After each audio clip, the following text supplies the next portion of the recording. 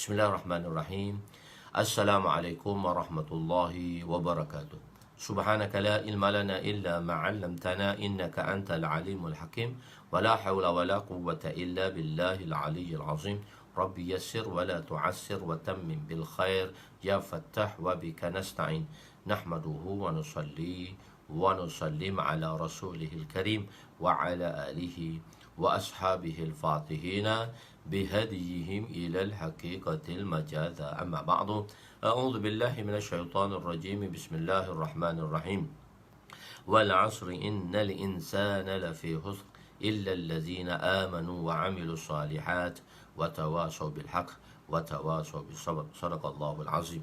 وقال النبي صلى الله عليه وسلم نضر الله امرأ سمع مقالتي فوعاها ثم أدها كما سمع رب مبلغ أو آمن سامئين أو كما قال عليهم الصلاة والسلام.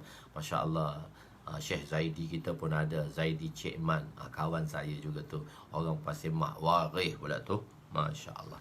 Jadi insya Allah hari ini kita pergi kepada menghindarkan diri daripada perkara-perkara yang membinasakan, iaitu pada muka surat 27. Muka surat pada 27, pengajian umum ya, lam mangga kau pengajian umum hari ini. Sebab kita dalam Kitabul Iman saya buat pengajian umum, dan untuk perkara-perkara yang lain maka banyak lagi Kitabul Iman ni, sebab baru sampai hadis ke-52. Dia sampai ke hadis 190 190 dan 100 200 198 semua dalam Kitabul Iman. Hadisnya sampai 198 dan Kitabul Ilmu 82. Jadi keseluruhan dalam kitab jilid pertamanya 280 per 6,000 hadis lah. Masya Allah. Ya, hari ini kita pergi kepada, insyaAllah nanti kita akan ceritakan sedikit tentang daurah semula nanti insyaAllah. Hari ini kita pergi kepada hadis yang ke-52, bracket nombor 4. 52 secara keseluruhan lah. Hadis 52 ni secara keseluruhan daripada 6,000 hadis tu.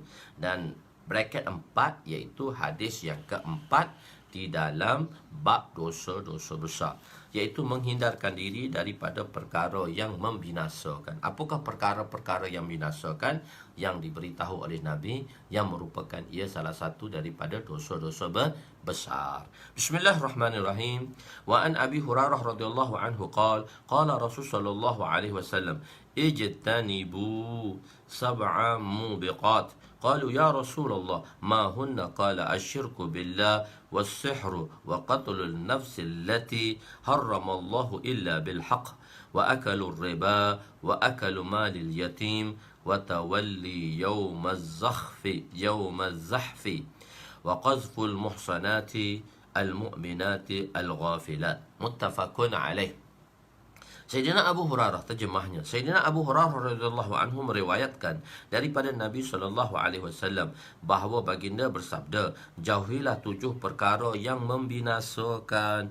Sahabat bertanya, apakah perkara-perkara yang membinasakan itu ya Rasulullah?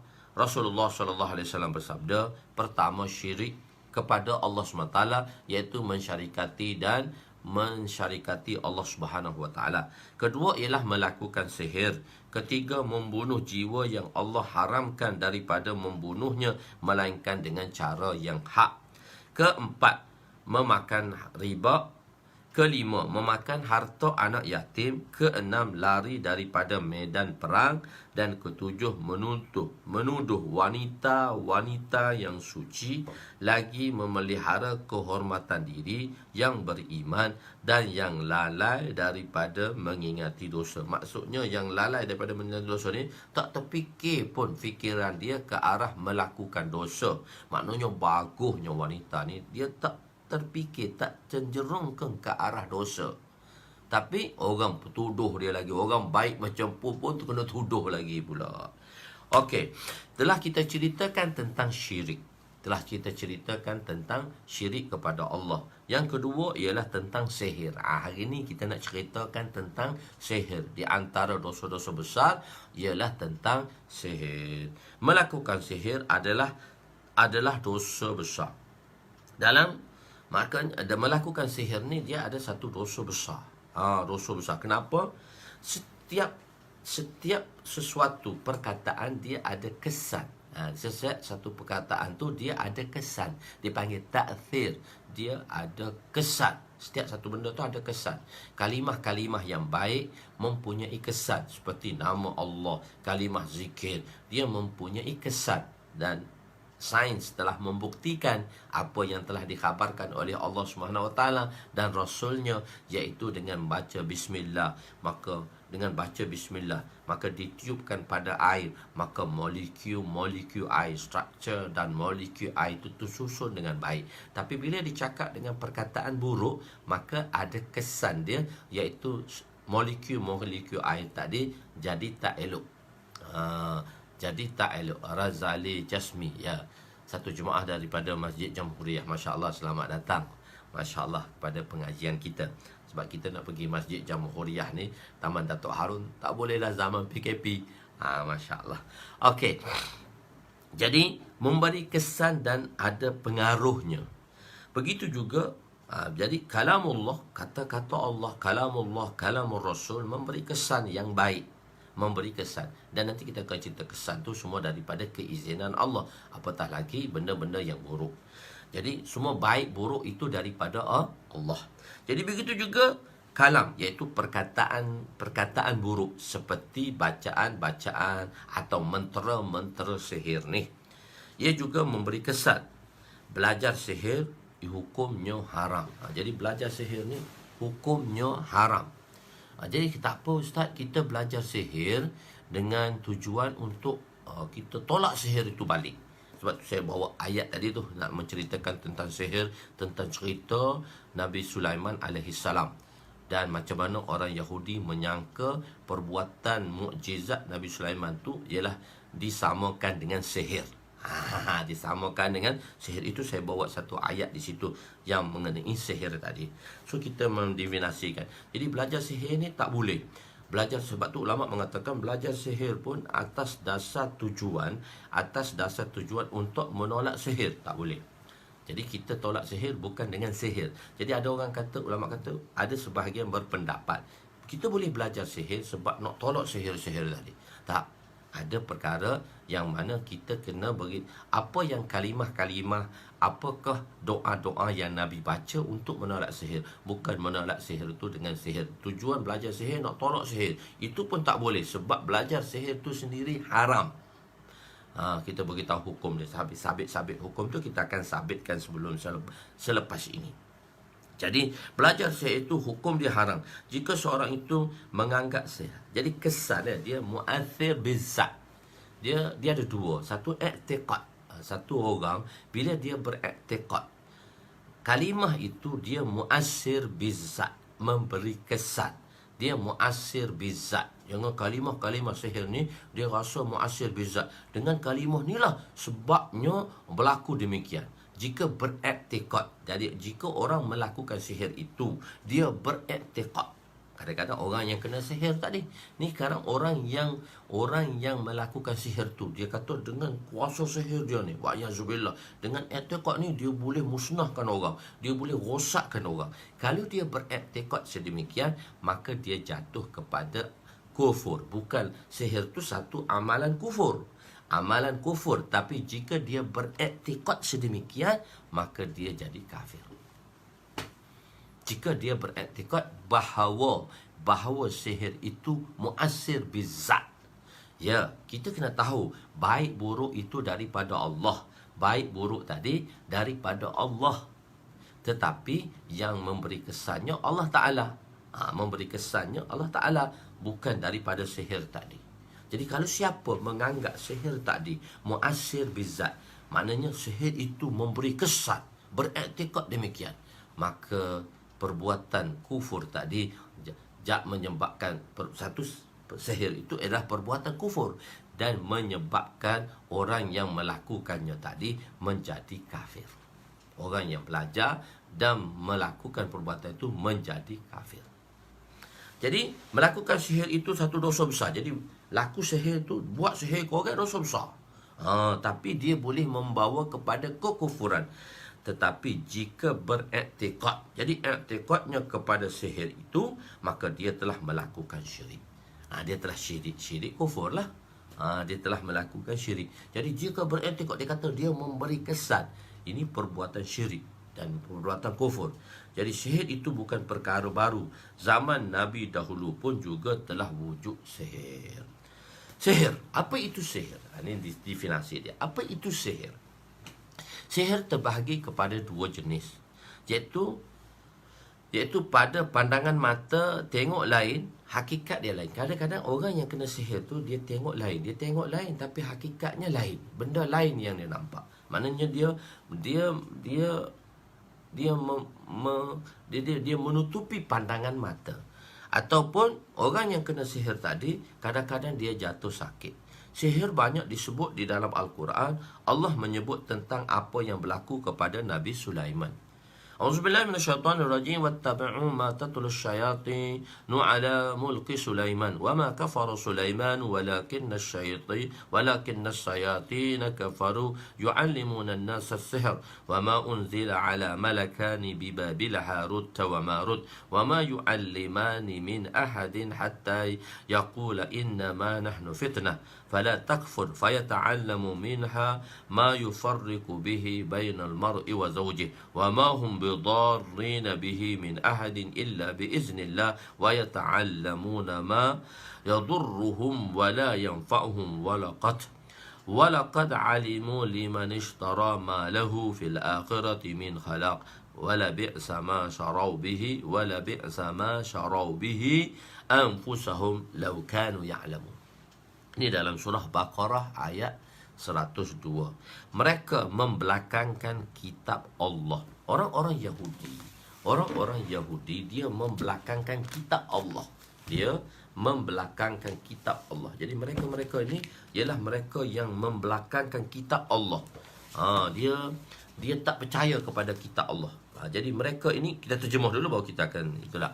Mereka membelakangkan kitab Allah dan mengikut ajaran sihir yang dibaca oleh puak-puak syaitan dalam masa pemerintahan Nabi Sulaiman alaihissalam.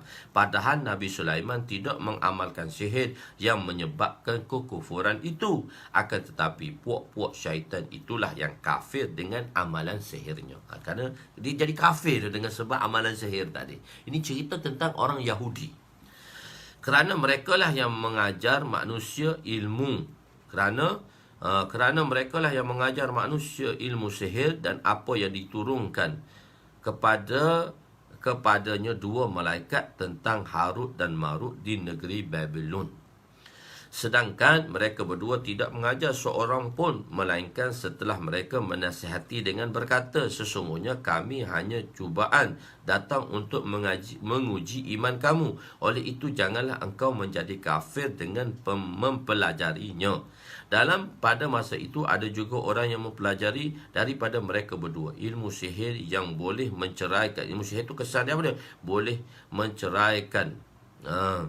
Iaitu boleh memisahkan antara suami dan isteri, padahal mereka tidak akan dapat sama sekali memberi mudarat atau membahayakan dengan sihir itu seorang pun melainkan dengan izin Allah.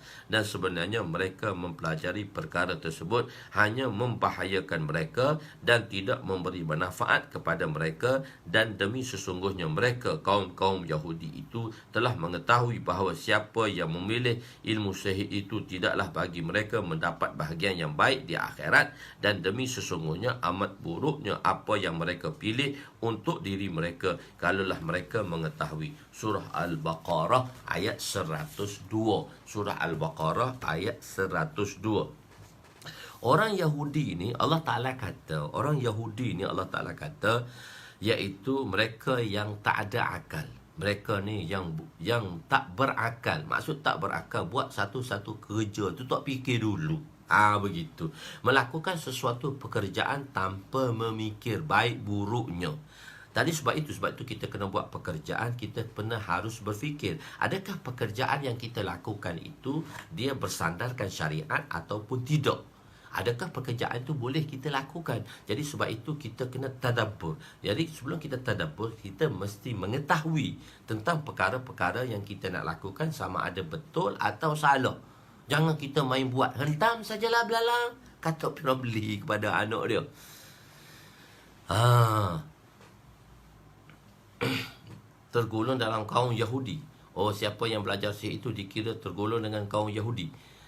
Tak, dia nak diceritakan di sini orang Yahudi tu. Kenapa Allah menceritakan tentang sihir ini dengan orang Yahudi? Sebab orang Yahudi, bila dia tergolong dengan orang Yahudi, tidak, kadang-kadang dia bukan tergolong dengan orang Yahudi. Orang Yahudi itu kan kafir, menyebabkan perbuatan sihir itu. Tadabbur itu apa? Tadabbur itu maksudnya kita buat tu dengan berfikir dulu. Tadabbur maknanya kita perhati, kita meneliti sesuatu benda tadi. Tapi penelitian tu bukan bergantung kepada akal kita lah, tapi penelitian itu bergantung kepada perintah Allah. Jadi kalau tak tahu, fas'alu ahla zikri in kuntum la ta'lamun. Jika tak tahu, bertanyalah. Begitu. Walaupun okey, dah suruh tadabbur, buat kerja ni suruh tadabbur dulu, fikir dulu baru boleh buat. Tak, mesti kena tanyalah. Tadabbur ni bertanya, selepas bertanya kita berfikir. Jangan terus kita buat satu benda tadi tanpa kita ketahui baik dan buruknya. Sebab apa yang kita buat itu dia mengeluarkan natijah, sama ada menguntungkan kita di akhirat atau merugikan kita di akhirat. Okey, tak apa. Jadi orang Yahudi ni dia buat kerja tanpa akal. Buat kerja tanpa akal. Kata cerdik sangat, tapi buat kerja tanpa akal. Dalam ayat ni Allah nak cerita.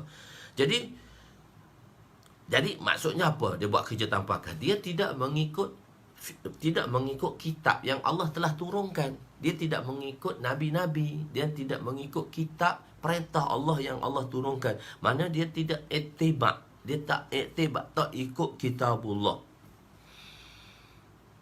Tapi sebaliknya dia ikut sihir. Dia ikut sihir. Yang mana sihir tadi ialah sebenarnya datang daripada syaitan. Sihir tadi ialah dia ikut sihir. Kenapa? Sekarang dia nak sama dengan sihir dan mukjizat Nabi. Jadi orang-orang Yahudi ni dia kata ke Nabi Sulaiman ni melakukan sihir. Nabi Sulaiman melakukan sihir, sedangkan Allah Subhanahu Wa Taala memberi mukjizat kepada nabi-nabi, dan nabi-nabi ni beritahu benda baik. Nabi-nabi beritahu benda baik, dan Allah. Jadi orang Yahudi ni dia telah samakan sihir dengan mukjizat. Bahkan oleh kerana kebodohan mereka, tanpa mereka berfikir, maka mereka menganggap belajar sihir ni besar pahalanya, samalah dengan menunaikan perintah Allah. Sebab dia kata, tengok Anbiya alaihissalam, Nabi Sulaiman alaihissalam ada kuasa, macam kuasa ajaib. Sebenarnya itu bukan kuasa ajaib, itu mukjizat. Mukjizat ni dipanggil khariqul adat, melakukan sesuatu. Dan sebab kita beretikad nabi-nabi ni, kalau orang percaya kepada nabi-nabi, percaya kepada Allah dan percaya kepada nabi-nabi, maka mereka percayalah apakah berlaku pada nabi-nabi yang khariqul adat, yang bersalahan dengan adat fikir manusia, yang bersalahan dengan apa yang manusia lihat dari segi akal mereka. Maka itu kita panggil mukjizat, dan perkara ini diberikan khususnya kepada nabi-nabi sahaja. Okey. Jadi orang Yahudi ni dia ittiba' kepada amalan, yang mana dia ikut amalan sihir tadi. Dia mengikuti amalan sihir. Dan sedangkan amalan sihir itu ialah daripada syaitan, yakni daripada benda-benda yang buruk. Dan perkara ini berlaku di zaman pemerintahan Nabi Sulaiman alaihissalam. Dan oleh sebahagian mereka yang bodoh tadi berkata bahawa Nabi Sulaiman menganggap apa yang dilakukan oleh Nabi Sulaiman, mukjizat itu, mereka menganggapnya sihir. Dan sebenarnya anggapan itu batil. Sebenarnya anggapan itu adalah batil. Dan amalan itu. Jadi oleh kerana itu, barang siapa yang beretikad adalah, sebab itu kita kata beretikad dengan amalan sihir tadi menyebabkan dia boleh menjadi kafir, yang mana merasai bahawa amalan sesuatu perbuatan tadi muasir bizat, yang memberi kesan kepada zat. Zat itu memberi kesan. Sedangkan semua yang baik itu daripada Allah Subhanahu Wa Taala. Jadi Allah ada peraturan dia. Sebab bagi Allah dia ada dua perkara. Satu, nizam, yang mana Allah buat sesuatu perkara tadi dalam bentuk nizam dia. Dalam bentuk nizam dia. Kalau siapa berjalan dengan nizam tadi, maka dia akan dapat natijah. Tapi natijah itu sebenarnya telah termaktub di dalam azali lagi. Qudratullah, yang mana tanpa ada nizam, yang mana gaib daripada Allah, yang datang daripada kudrat Allah Subhanahu Wa Taala. Okey, kita pergi dulu, nanti kita tak cerita lagi bab tu. Jadi Nabi Sulaiman alaihissalam ni, mereka mengata, orang-orang Yahudi mengatakan Nabi Sulaiman ni buat kerja sihir, dan mengajar sihir. Jadi sebab itulah dia kata belajar sihir ni satu benda besar. Macam mana Nabi? Sedangkan tengok, sesuatu perkara Allah Subhanahu Wa Taala hantar nabi-nabi untuk mengajak manusia kepada kebaikan. Dan nabi-nabi ni, dan untuk kebaikan ni nabi-nabi buat. Allah Taala tunjuk dengan nabi-nabi, nabi-nabi buat. Dan Allah Subhanahu Wa Taala hantar nabi-nabi untuk memberi peringatan, nazir kepada perbuatan maksud mukjizat, kesan kebaikan, tetapi sihir membawa keburukan. Kan? Okey, di sini dulu. Saya tak nak baca apa tuan-tuan tulis dulu. Tak apa. Begini. Kalau saya terpengaruh dengan tulisan tuan-tuan, saya pun nak cerita tak sudah benda tu. Dia tak shortcut jadi. Kan? Okey. Begini. Tuan-tuan perlu dengar dulu. Ada perkara-perkara yang perlu tuan-tuan dengar. Tuan-tuan dengar dulu, tawajuh dulu. Dalam penulisan tadi, komen-komen jangan pergi lagi. Sebab kadang-kadang perkara yang nak disampaikan ini perlu diberi perhatian yang insentif lah, supaya kita dapat faham. Okey, begini. Sesuatu Anbiya alaihimussalatu wassalam, nabi-nabi ni Allah hantar mereka ialah untuk mengajak kepada kebaikan. Untuk kebaikan ni nabi-nabi ni buat. Nabi buat, Allah perintahkan Nabi buat. Tapi untuk kejahatan ni Nabi hanya beritahu sahaja, jangan buat. Jangan buat, dan tidak dilakukan ke atas Nabi. Jadi oleh kerana sihir ni bukan perbuatan yang mana dia tidak bersandarkan kepada syariat, perbuatan yang buruk. Sebab tu Allah tak gunakan nabi-nabi ke atas sihir tadi, melakukan sihir tadi, sebagaimana yang didakwakan oleh orang Yahudi, bahawa Nabi Sulaiman ni melakukan perbuatan sihir, dan sebab itu kita kena belajar sihir. Jadi oleh itu Allah datangkan dua malaikat, Harut dan Marut, ke salah satu negeri Babylon, dan malaikat ni Allah jadikan dia sebagai orang. Allah tukarkan dia jadi orang, dan malaikat ni nak beritahu hakikat sihir tadi kepada orang Yahudi. Jadi sebab itu Allah tak buat kepada nabi-nabi, tapi Allah hantar dua malaikat, Harut dan Marut ni, sebagai nak uji mereka. Dan malaikat ini mengajar sihir pula kepada mereka, dan diberi tentang ilmu sihir dan mengajar sihir. Sebenarnya maksudnya nak bagi tahu bahawa sihir tu tak boleh. Sebab tu Allah tak bagi kepada nabi-nabi. Allah nak imtihankan dan Allah nak ujikan mereka Yahudi ni, maka Allah hantar dua malaikat. Sebab perbuatan yang buruk itu Allah tak lakukan ke atas nabi. Sebab Nabi ni datang untuk memberitahu syariat, dan untuk perkara-perkara yang disuruh, Nabi tu sendiri melakukannya. Dan untuk perkara-perkara larangan, Nabi hanya meneguh dan melarangkannya, dan tidak dilakukan ke atas Nabi. Kenapa? Kerana dia akan mencaritkan, dia akan menyebabkan kemusnahan kepada nubuah tadi, mencaritkan nubuah tadi. Dia menyebabkan benda tu tak boleh berlaku kepada nubuah. Jadi nak tunjuk ke orang benda tu salah, Nabi tu kena buat. Tak. Sebab itu kadang-kadang kesalahan itu tidak dilakukan ke atas Nabi, kerana dia akan mencemarkan syariat tadi.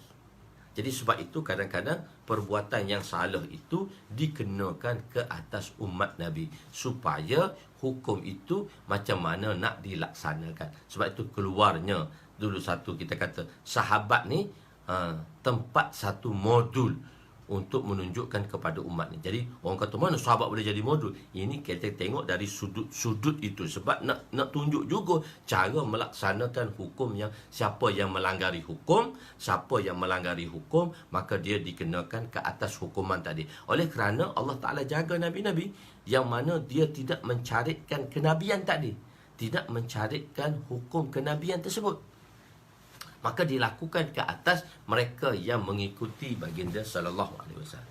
Okey, jadi sebab itu perkara yang diharam ini tak boleh nabi-nabi lakukan, iaitu khususnya pada Nabi Sulaiman. Dalam ayat ini mengatakan, maka Allah datang ujian kepada mereka dengan menghantar 2 malaikat.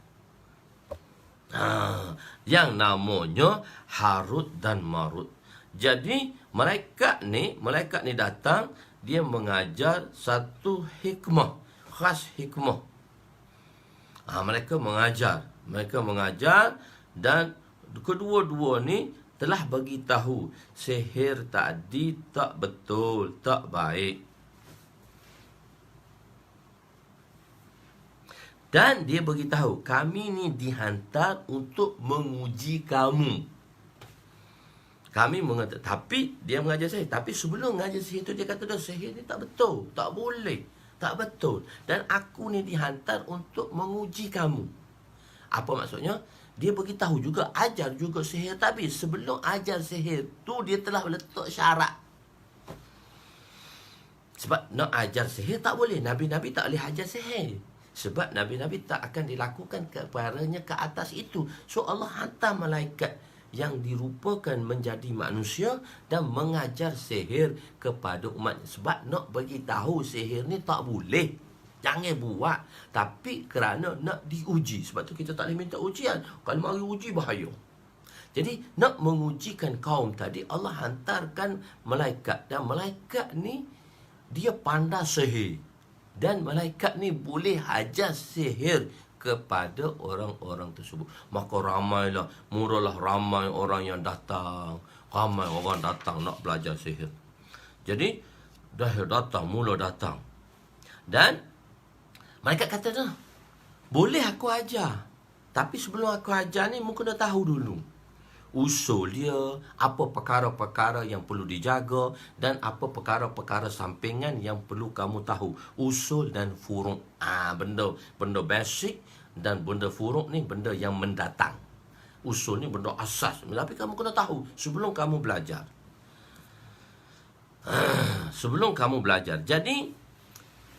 Jadi orang belajar atas dasar apa? Jadi orang yang datang ni, mereka yang datang kepada malaikat ni, yang mana malaikat tadi mengajar sihir, maka diberitahu dahulu sebelum belajar sihir tu.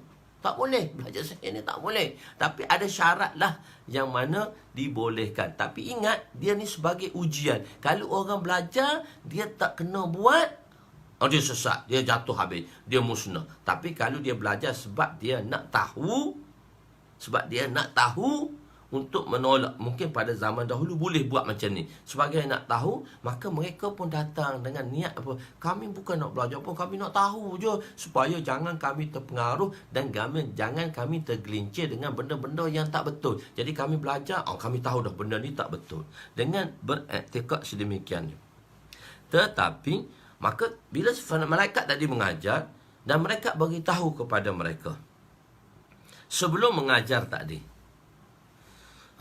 dan dia didatangkan untuk mengajar. Tetapi mereka tu salah dah. Mereka ada di kalangan mereka telah gunakan sihir tadi. Untuk apa?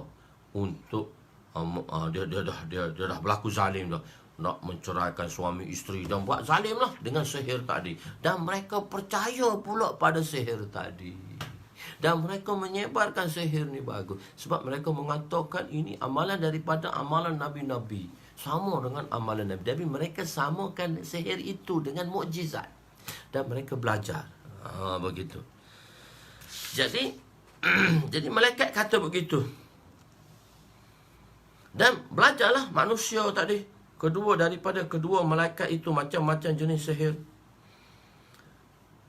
Yang mana sihir tadi mereka belajar, tapi belajar tadi atas dasar nak tahu, jangan buat macam ni. Di antaranya mereka belajar sihir untuk memisahkan suami isteri dan sebagainya. Lepas itu, dan nak beritahu bahawa sihir ni tak boleh bagi kesan pun. Tak boleh bagi kesan. Tapi mereka memilih jalan yang salah.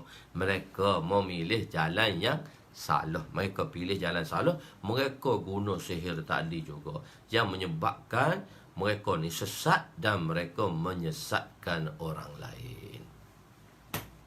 Mereka sesat dan mereka menyesatkan orang lain. Okey, tengok Jadi, bila mereka sesat dan menyesatkan orang lain, jadi apa yang saya nak beritahu dulu?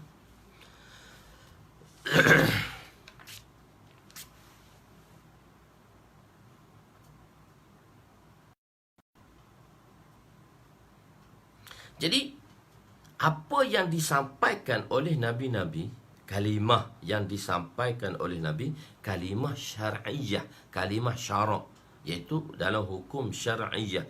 Maksudnya ialah untuk macam mana untuk menyempurnakan perintah. Macam mana untuk menyempurnakan perintah. Jadi mereka pun, kan sihir itu kan satu bacaan juga. Satu bacaan juga. Satu bacaan juga. Sebagai satu, merupakan satu bacaan juga. Macam mana kalimah-kalimah tadi dibaca, satu bacaan juga.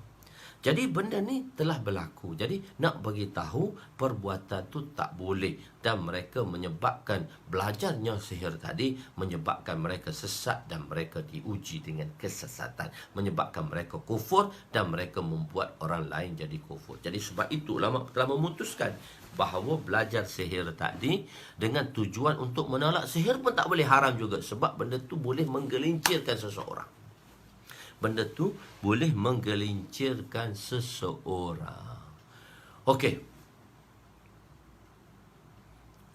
Ada orang tanya, semalam kita belajar tentang ilmu falsafah, kalimatul hikmah. Dan kalimatul hikmah ni ialah, orang ada sebahagian mengatakan, yang moden ni mengatakan, ia adalah kalimah hikmah daripada falsafah. Sebenarnya kalimah hikmah tadi bukan daripada falsafah. Kalimah hikmah tadi daripada Quran dan hadis. Kalimah Al-Quran tadi, kalimah hikmah tu daripada Al-Quran dan hadis. Yu'ti hikmata man yasha' faman yu'tal hikmata faqad utiya khairan katsira. Saya telah jelaskan dulu dalam pembelajaran saya. Yu'ti hikmatan man yasha'. Allah boleh bagi tahu, Allah boleh bagi kalimah hikmah tadi kepada sesiapa yang Allah suka. Faman yu'tal hikmata, barang siapa yang mana diberi hikmah oleh Allah SWT, maka dia diberi kelebihan yang besar. Jadi ada orang mentarifkan kalimah hikmah tu daripada kalimah falsafah, ahli hikmah, ahli hikmat. Jadi bahasa-bahasa falsafah, bahasa-bahasa falsafah yang diajar seperti Socrates, Aristotle, itu bahasa-bahasa hikmah. Sebab dengan benda ni, dia dengan bahasa-bahasa hikmah, kalimah hikmah ni, kalimah yang tercicir, dan siapa dapat mengambilnya, dia telah mengambil sesuatu perkara yang besar dan kebaikan yang besar. Tapi kalimah hikmah ni bukan bermaksud perkataan falsafah. Sebab hikmah ni telah ditafsirkan oleh ulama Alusi di dalam kitabnya Tafsir Ruhul Ma'ani. Dalam mengikut ayat ni, al-hikmah tu apa makna hikmah? Makna hikmah tu wad'u syai' ala mahallihi, wad'u syai' ala mahallihi bis-shawab la yasluhu illa bin nubuwah. Meletakkan sesuatu di tempatnya dengan baik, la yasluhu illa bin nubuwah. Untuk meletakkan tempat itu dengan baik, tidak boleh, tidak dapat dengan ilmu nubuwah. Iaitu hikmah tadi ilmu nubuwah, iaitu ilmu Quran dan ilmu hadis, bukan ilmu falsafah. Tetapi dalam agama kita belajar falsafah, kita belajar mantik dan falsafah. Kita belajar mantik dan falsafah ialah untuk menguatkan dalil, kita ada dua dalil. Satu dalil Satu dalil apa? Iaitu satu dalil dalil akal, satu dalil nakal. Dalil nakal ialah Quran dan hadis dan ijma' dan qiyas tadilah yang berasal daripada Quran dan hadis. Satu dalil akal. Akal ni untuk kita faham benda tu mudah, untuk menajamkan pemikiran kita. Tetapi dalam ilmu falsafah dia ada kefahaman batil. Tapi kenapa ulama belajar juga? Kenapa ulama suruh belajar juga? Sebenarnya untuk menajamkan fikiran, tapi mesti berjaga-jaga. Sebab dengan ilmu hikmah tadi, yang dikatakan ilmu falsafah tadi, dia ada satu fahaman batil. Fahaman dia batil. Apa fahaman batil dia kata? Dia kata alam ini nature, alam ini qadim, alam ini sedia kala.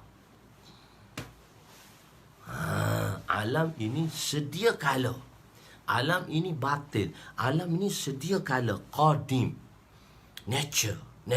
Itu pemahaman yang salah. Allah mencipta langit pertama, Allah mencipta langit kedua, langit ketiga, langit keempat, langit kelima. Allah mencipta akal. Dia kata Allah lah yang mencipta akal pertama, akal kedua, akal ketiga, akal keempat, akal kelima, akal keenam sampai akal ke-10. Dan mereka mengatakan akal ke-10 itu ialah Jibril. Lepas tu Allah tak ada buat apa, dia serah habis kepada Jibril.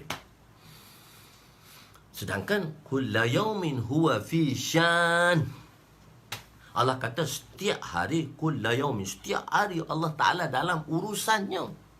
Bukan Allah serah semua kerja tu. Betul, Allah gunakan malaikat untuk melakukan tugasnya. Tetapi Allah tu dia melakukan setiap pekerjaannya. Kulla yaumin, setiap hari. Huwa fi syan. Allah Ta'ala tadi setiap hari dalam urusannya. Dia bukan serah betul-betul bulat tau. Jadi satu kefahaman dia kata akal ni lah, bila Allah cipta akal ke-10, akal ke-10 lah cipta dunia ni, takbir dunia ni. Ini fahaman yang batil dalam falsafah. Jadi benda yang batil. Jadi saya nak, kenapa saya cerita tentang falsafah? Sebab saya nak kaitkan dengan sihir tadi. Sihir tadi tak boleh dipelajari sebab dia ada satu benda batil. Tapi boleh belajar. Untuk orang tu atas dasar untuk mengetahui. Pada kaum yang dululah boleh belajar untuk mengetahui. Jadi begitu juga tentang falsafah. Saya tasbihkan dengan falsafah. Begitu boleh belajar falsafah. Tapi janganlah menganggap ilmu falsafah tu ilmu hikmah. Ilmu hikmah tu ilmu Quran dan hadis. Sebab perkataan hikmah tadi, ulama telah jelaskan, yu'ti hikmah.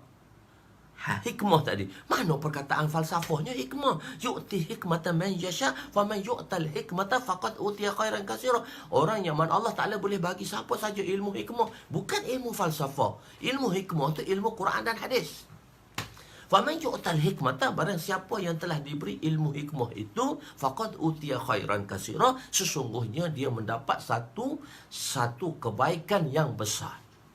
Sebab tu ulama mendefinisikan hikmah, wazu'us syai' ala mahallihi fis sawa', meletakkan sesuatu dengan tempatnya yang betul. La yasluhu, untuk melakukan benda yang betul tadi, la yasluhu illa bin nubuwah, maka dia takrifkan hikmah itu dengan nubuwah. Dia takrifkan hikmah tadi dengan nubuwah. La yasluhu illa bin nubuwah. Jadi untuk betulkan satu-satu benda tadi hanya dengan ilmu nubuwah. Apa maksud ilmu nubuwah? Mukjizat, ilmu Al-Quran dan ilmu hadis lah, bukan ilmu falsafah. Jadi dalam dunia masuknya ilmu falsafah dalam dunia Islam. Masuknya ilmu falsafah dalam dunia Islam di zaman pemerintahan kerajaan Harun al-Rashid. Muallim Sani, Imam Farabi rahmatullah alaih. Imam Farabi ialah orang yang menterjemahkan ilmu Yunani, ilmu falsafah tadi kepada bahasa Arab. Dia telah translatekan. Sebab ilmu falsafah ni ilmu Yunani. yang telah diterjemahkan oleh Imam Farabi Nasruddin Al-Farabi. Imam Nasruddin Al-Farabi. Kita kenali dengan Imam Al-Farabi. Al-Farabi ni imam sufi yang besar. Dan dialah kita panggil muallim sani di dalam ilmu falsafah. Sebab dia telah menterjemahkan bahasa Yunani ke dalam bahasa Arab. Ilmu falsafah tadi ke dalam ilmu mantik dan logik tadi ke dalam bahasa Arab. Dan diajar di zaman pemerintahan Harun Ar-Rasyid. Mari dah. Dia sogok nak masuk ilmu ni, disogok dalam dunia Islam. Boleh tak ilmu falsafah ni dimasukkan dalam dunia pengajian Islam? Sebab sebelum ni belum ada ilmu falsafah yang diterjemahkan dalam bahasa Arab, tak ada. Dan Imam Farabi rahmatullah Nasruddin Al-Farabi yang menterjemahkan ilmu falsafah ni. Ilmu falsafah ni ialah ilmu falsafah ni yang mengajar, yang Imam Farabi yang menterjemahkan. Imam Farabi ni zaman Saifuddaulah tu, di zaman kerajaan dia itu ialah orang kerajaan Harun Ar-Rasyid. Zaman syair dulu, zaman Mutanabbih dan semua sekali. Syair. Jadi ilmu falsafah Imam Farabi rahmatullah alaih. Imam Farabi ni dia daripada anak orang miskin, masya-Allah, tapi ulama besar. Dia sufi yang paling besar. Dialah yang menterjemahkan dalam ilmu falsafah. Jadi ilmu falsafah dimasukkan dengan sogokan. Nak masuk dalam dunia Islam tu kena sogok dulu. Kita bagi sogok. Apa dia sogok? Untuk masukkan ilmu falsafah yang setelah diterjemahkan tadi ke dalam ilmu Islam, maka disogok dengan 50 ekor kaldai yang di atasnya syarat dengan emas. Tuan-tuan tengok tak kaldai dibawa barang macam mana? Kalau tuan-tuan pergi India, Pakistan, Mesir, tuan-tuan akan tahu macam mana kaldai dia bawa barang. Kaldai ni dia bawa barang, dia satu orang dengan dia akan letak beg kat kaldai tadi. Tapi dia akan letak macam beg dia dekat atas tu, lepas tu dia ada macam beg situ. Dia ada sikit, dia letak atas kaldai tu gitu, dia akan letak kiri kanan dia macam karung beg tadi. Atas karung tu lah dia akan letak barang apa-apalah di kiri dan kanan. Macam karung dia letak atas kaldai bawa. Jadi di kiri dan kanan tu, yang dalam karung tu ditaruhnya emas. Dan 50 ekor kaldai yang membawa karung emas di tepi kedua belah, di tepi kedua kanan dan kiri dia, dan tak masukkan dalam Islam. Dan apa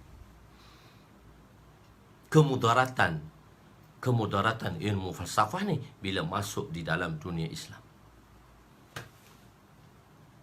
Apa? Zaman selepas pemerintahan Harun Ar-Rasyid, maka datanglah Ma'mun Ar-Rasyid. Bila datang Ma'mun Ar-Rasyid, adik kepada Harun Ar-Rasyid, maka zaman pemerintahan Harun Ar-Rasyid ialah zaman pemerintahan Ahlus Sunnah wal Jamaah. Tapi bila Harun Ar-Rasyid mati, adik dia memegang pucuk pimpinan. Pada yang menasihati adik dia pada masa itu ialah ulama-ulama Mu'tazilah. Orang yang mana ada mengatakan Mu'tazilah ni dia berfikiran apa? Allah mencipta kita, tapi manusia itu mencipta segala perbuatannya. Mana perbuatan manusia itu tidak termasuk dalam takdir Allah. So dia mengait satu sama lain. Pening, takut tuan-tuan celahu saya nak cerita ni. So saya nak sabitkan tentang ilmu hikmah tadi, keburukan ilmu hikmah. Kita belajar untuk menajamkan fikiran. Dengan daripada kita belajar ilmu hikmah mantik tu, kita beritahu apa itu juzu, apa itu juz'iyat, apa itu kul, apa itu kulliyat. Kita boleh beza satu-satu benda tadi dengan pembahagian dalam pada ilmu falsafah dan mantik tadi. Apa itu juzu, apa itu juz'iyat. Juzu dan juz'iyat lain. Lain. Kul dan kulliyat lain. So dia ada tadi apa itu no', apa itu jenis, apa itu fasal. Jenis tu jenis-jenis, no' tu apa pula, apa itu no', apa itu jenis, apa itu fasal. Sebab itu kita nak bagikan dia, kita kena faham. Sebab dalam penghukuman, dalam nak sabitkan hukum, kita kena tahu apa itu juzu, kita kena tahu apa itu no', kita kena tahu apa itu jenis, apa itu fasal, untuk membezakan sesuatu perkara. Jadi insan ialah no', haiwan ialah jins, natik ialah fasal. Itu kalau dalam dunia mantik kita belajar macam tu. Insan tu no' ni dia benda kecil, jins ni benda besar. No ni benda kecil, jin tu besar. Jadi nau'iyat, satu benda yang kecil. Dia ada juz'iyat je. Jin pun dia ada juz'iyat juga. Jadi kita belajar benda tu sebab kita nak mengetahui dan kita nak membahagikan apa itu apa itu nau'iyat, apa itu anwa', apa itu ajnas, apa itu fasal, furu' dan fasal. Fusul, apa itu fusul. Jadi Mu'tazilah. Jadi maka pemerintahan pada masa itu telah dinasihati oleh ulama yang berpegangan mazhab Mu'tazilah. Keburukan dia sebab semata-mata berpandukan akal. Itu keburukan dia tu. Sebab dia berpandukan akal. Keburukan itu dia sebab atas dasar berpandukan akal. Benda yang akal, masuk akal. Benda yang ada dalam akal, berpandukan akal semata-mata. Lama 5 pemerintahan dalam dunia Islam di bawah kerajaan Bani Abbasiyah dinasihatkan oleh ulama-ulama yang berfahaman Mu'tazilah. Ahli Sunnah wal Jamaah pada masa itu tak lagi. Dia diketepikan di zaman Ma'mun Ar-Rasyid.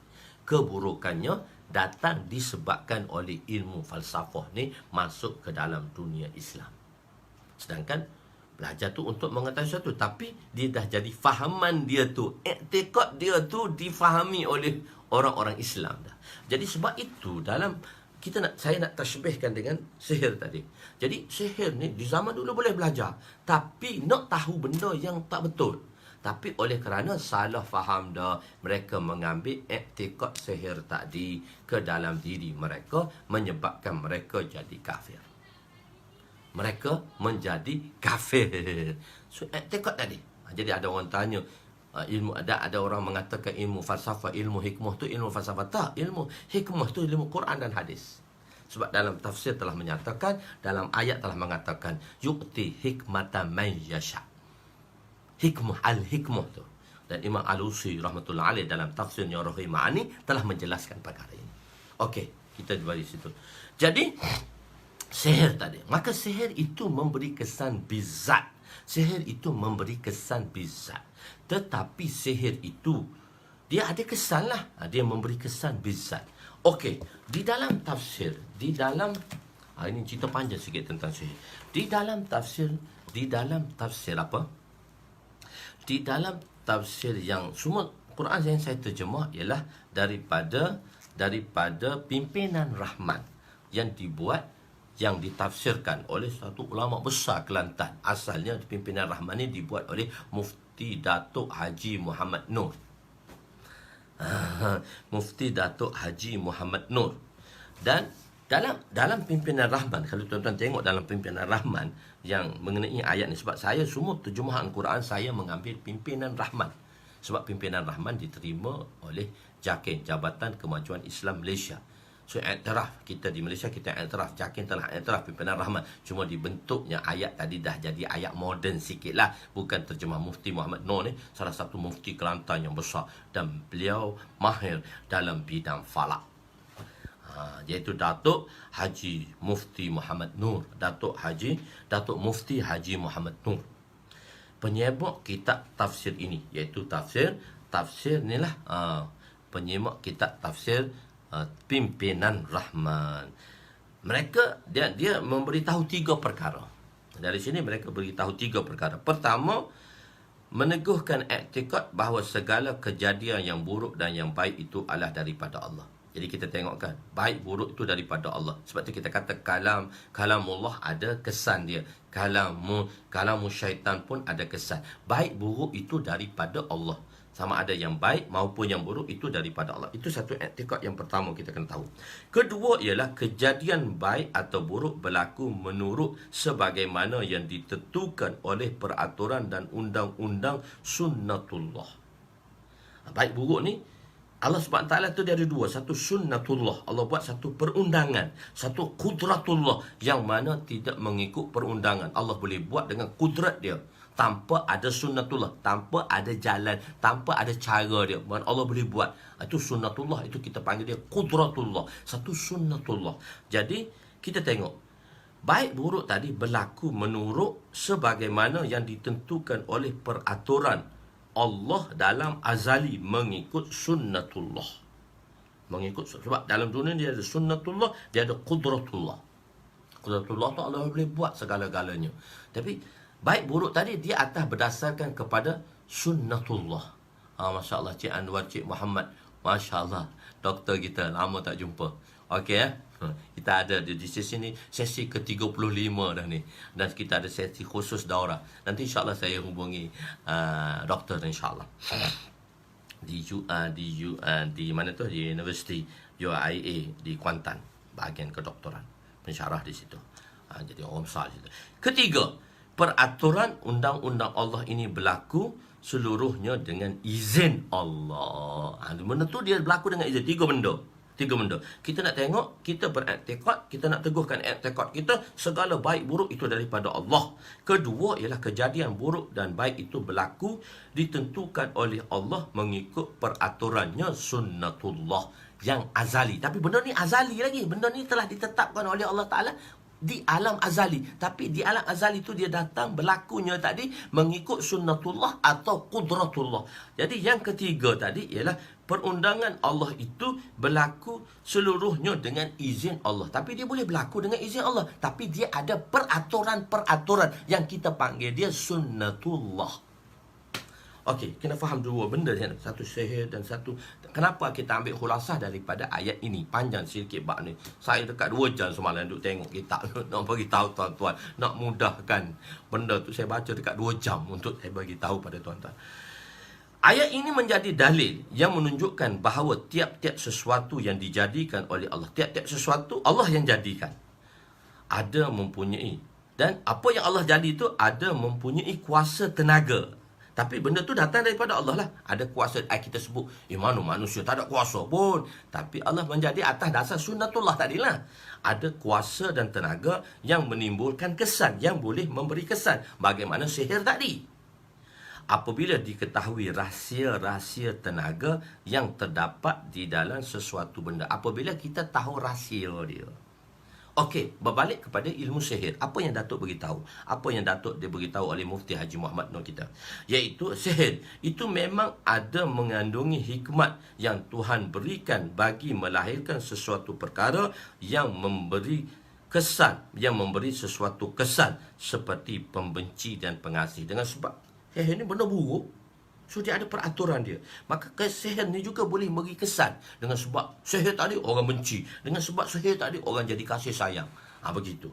Jadi demikian juga benda-benda yang wujud di alam ini masing-masing telah ditentukan oleh Allah, yang diberi kuasa tenaga yang menimbulkan kesan yang istimewa pada benda-benda itu, seperti kesan tenaga kuasa yang ada pada atom. Atom tu dia ada nukleus, dia ada proton, dia ada elektron. So, kajian yang dibuat atas dasar sunnatullah tadi. Okey.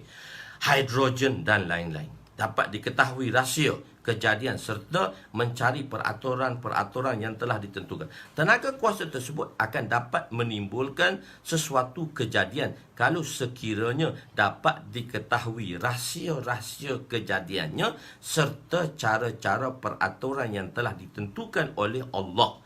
Misalnya, kemajuan pengetahuan sains, orang dapat menggabungkan, mengetahui bahawa air, molekul air tadi ialah gabungan daripada hidrogen dan gas hidrogen dan oksigen.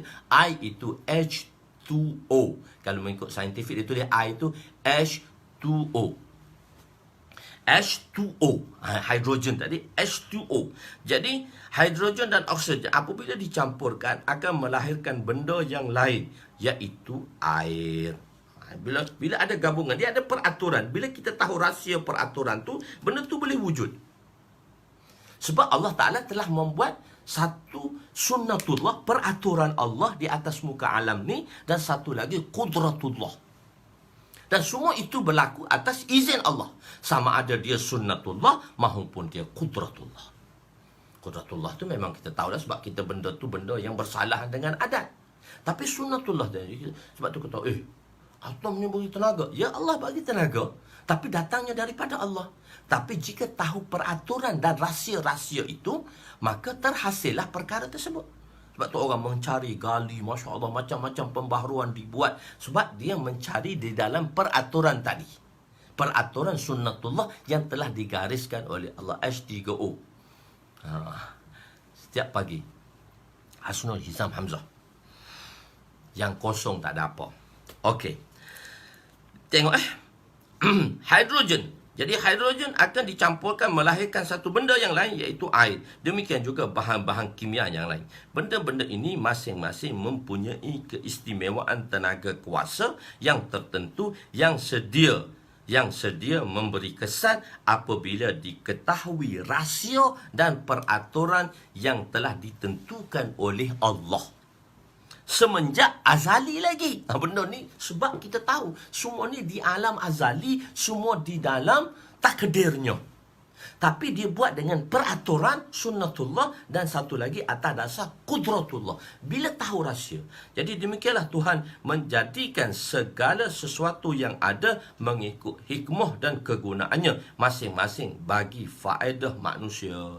Oleh yang demikian, seorang ahli sains tidak lebih hanyalah sebagai penyelidik rahsia. Ahli sains tu dia penyelidik rahsia saja atas dasar sunnatullah tadi. Dia penyelidik rahsia kejadi Tuhan yang telah sedia ada untuk menghasilkan sesuatu menurut peraturan undang-undang sunnatullah yang Tuhan tentukan semenjak azali lagi. Dia penyelidik. Ahli sains tadi penyelidik saja. Tapi bila dia dah jumpa dah selidikan dia tadi, maka dia gabungkan perkara itu, maka terhasillah sesuatu perkara.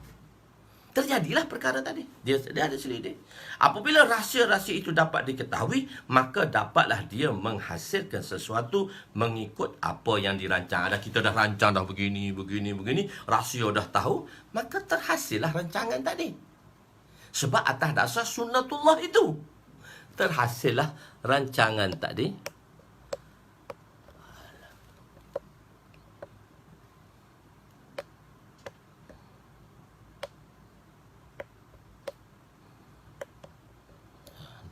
Saya dia lepas sejam dia berwarna.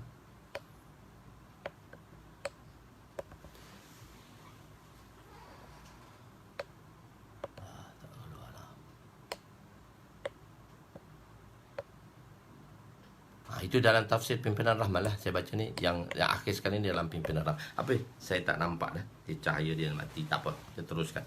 Jadi biarpun segala-gala itu ada mempunyai kuasa. Biarpun segala-gala itu ada mempunyai kuasa, tenaga yang boleh menimbulkan dan memberi kesan, namun natijah terakhir bergantung kepada izin Allah dalam kudratnya.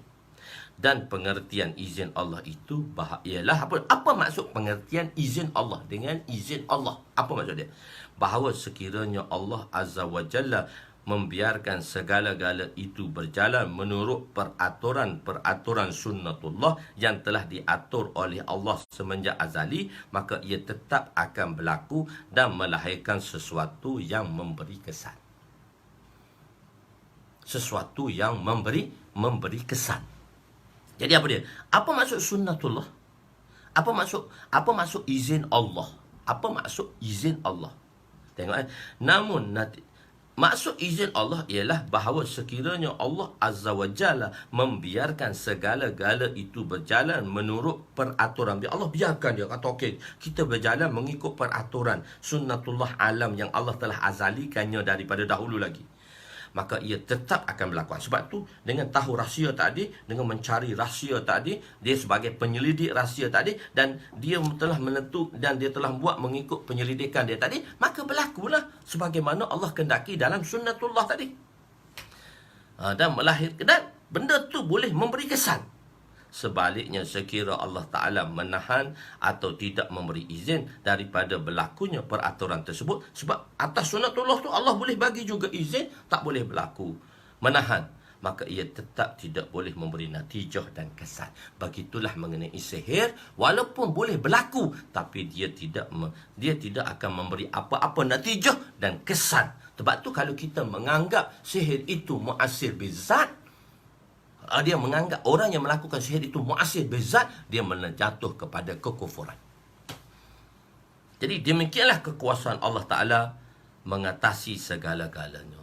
Innallaha ala kulli syai'in qadir. Dari kekuasaan Allah itulah, qudratullah itulah yang mengatasi segala-galanya. Okey. Jadi macam mana berlakunya sihir itu ke atas Nabi? Pula ada.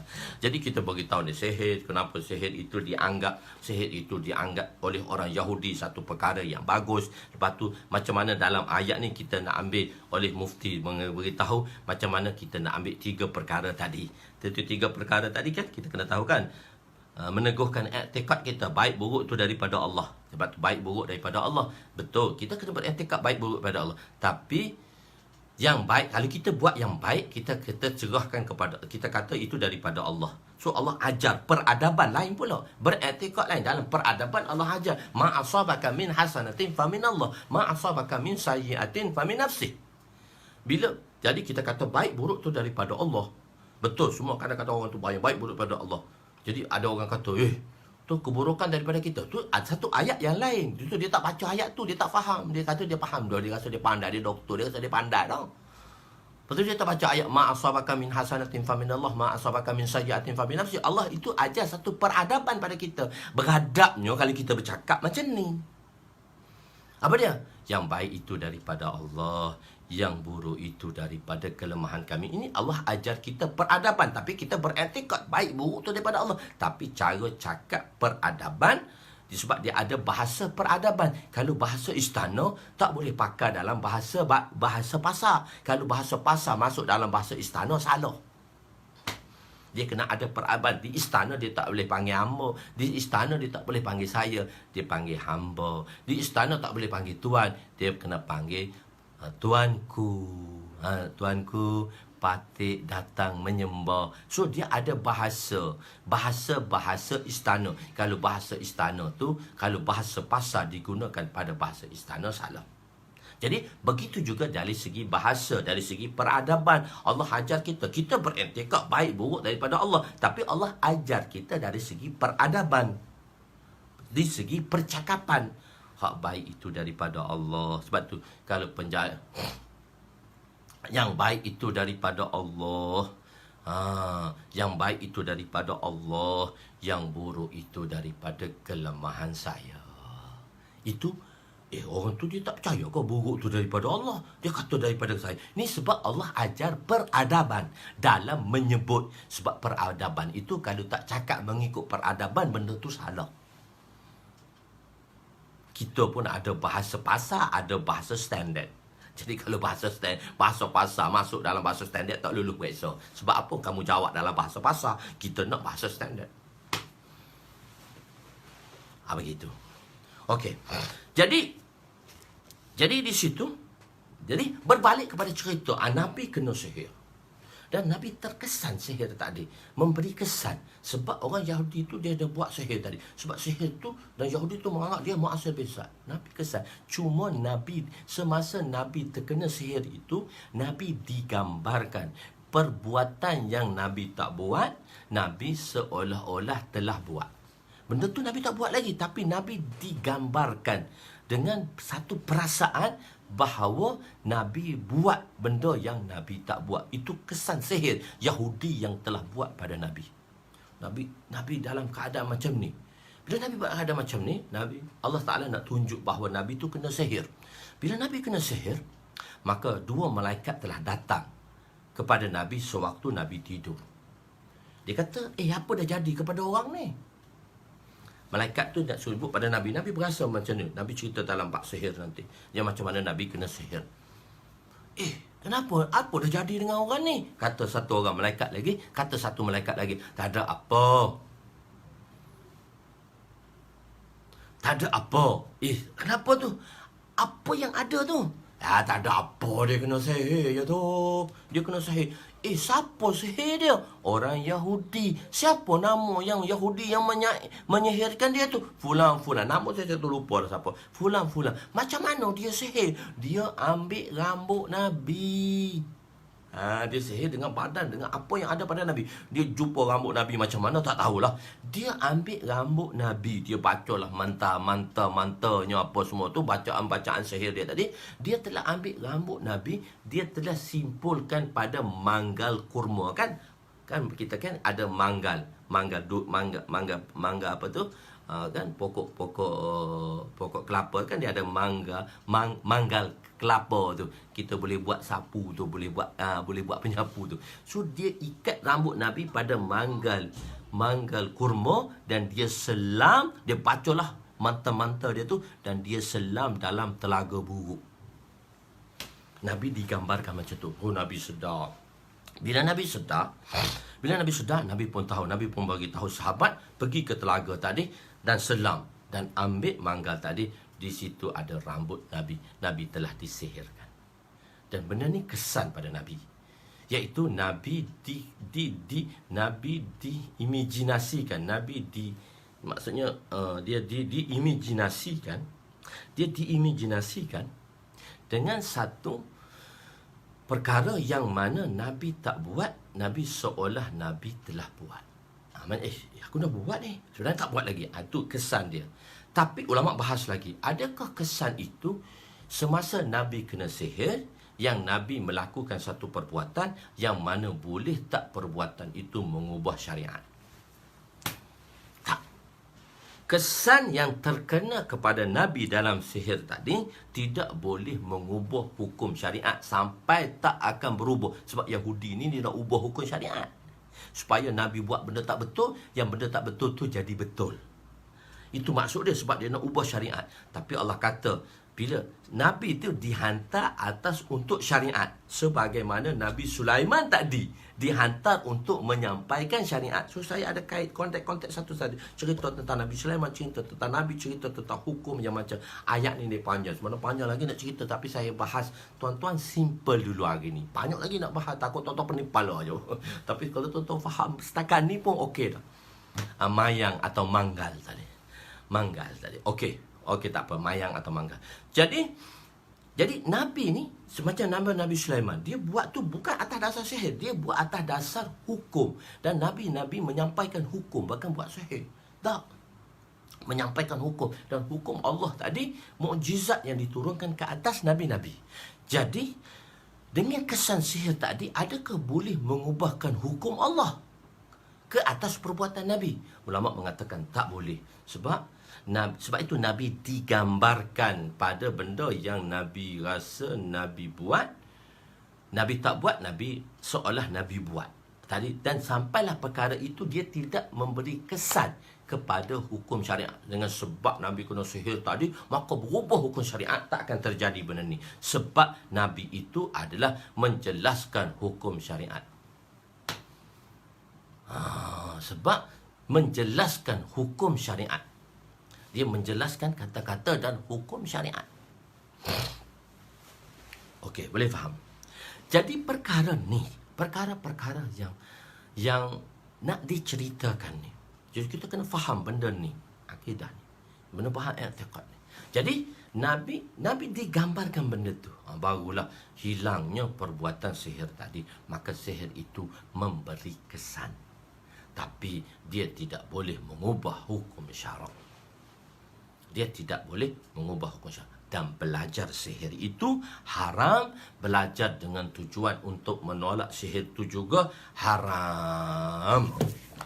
Walaupun belajar sihir itu haram. Sebab tu kita nak tolak sihir tadi dengan apa yang diajarkan oleh Nabi sallallahu alaihi wasallam. Dalam riwayat Muwatta yang diriwayatkan daripada sahabat yang bernama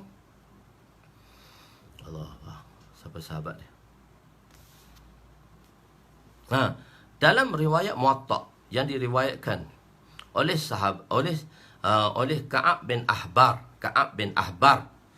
daripada hadis. Jadi Ka'ab bin Ahbar daripada hadis ni dia telah istidlalkan yang diriwayatkan oleh Imam Malik dalam kitab Muwatta, yang diriwayatkan oleh sahabat yang nama dia Qa'qa'ah bin Hakim. Sahabat nama Qa'qa'ah. Sahabat ni nama pelat, Qa'qa'ah. Sahabat ni nama apa? Qaqa'ah. Qaqa'ah. Qaf, Ain, Qaf, Alif, Ain. Qaqa'ah. Nama pelik sahabat ni. Qaqa'ah. Nama sahabat ni sahabat yang mana zaman dia berlari di atas air tadi. Zaman sahabat-sahabat yang nak melintasi, nak pergi berlawan dengan tentera Iran. Pada masa tu Iran telah bakar semua kapal. Sahabat semayang 2 rakaat, sahabat boleh jalan atas air. Dan sahabat ni lah, tentang Qaqa'ah ni lah yang dia punya mangkuk dia jatuh dalam air, mangkuk dia tenggelam tu. Dia sahabat-sahabat tak tenggelam, jalan atas air. Orang Farsi kata, dia amdan. Weh, jin dah mari tu, jin dah mari. Jin macam mana yang boleh jalan atas air? Dia kata jin selalu kan sahabat. Sebab kudratullah. Sahabat boleh ambil daripada kudratullah, bukan lagi sunnatullah. Tapi cerita lain pula tu, cerita bab lain. Ada benar nak cerita tuan-tuan, insya-Allah bersama, insya-Allah. Boleh saya boleh cerita sedikit sebanyak apa yang saya tahu je lah. Tuan-tuan kena belajar banyak lagi. Tuan-tuan kena belajar banyakkan lagi. Allahu akbar. Okey. Jadi Nabi kata, laulal kalimat aqwa lahum laja'alatni yahudu himaran.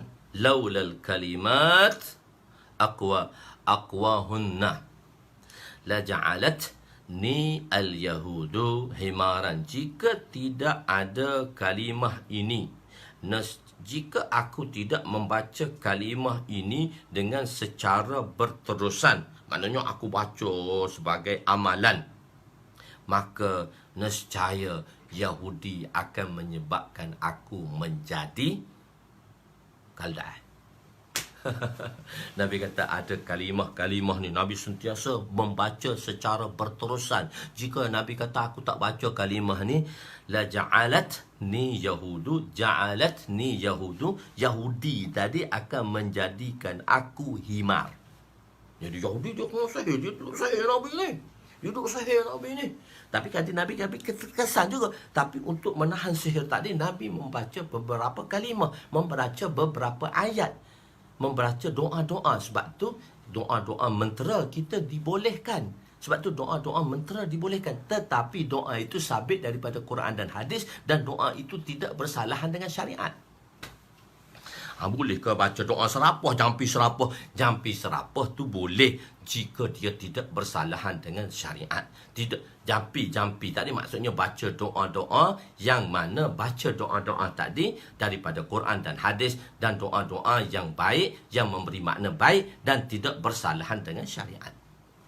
Kan dulu kan orang ketua, bala taka balik bukit budak nakal boleh sakit. Tu jampi serapa apa tak tahu tu. Zaman kecil-kecil kita belajar tu doa tu.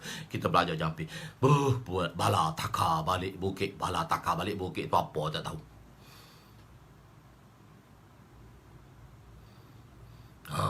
Bala taka balik bukit budak nakal boleh sakit. Banyak benda lah, bukan setakat Nabi nak ajar doa tu. Banyak perkara yang mana hikmahnya di sebalik benda tadi. Sebab nak cerita bahawa hukum syariat tak akan berubah walaupun Nabi terkena.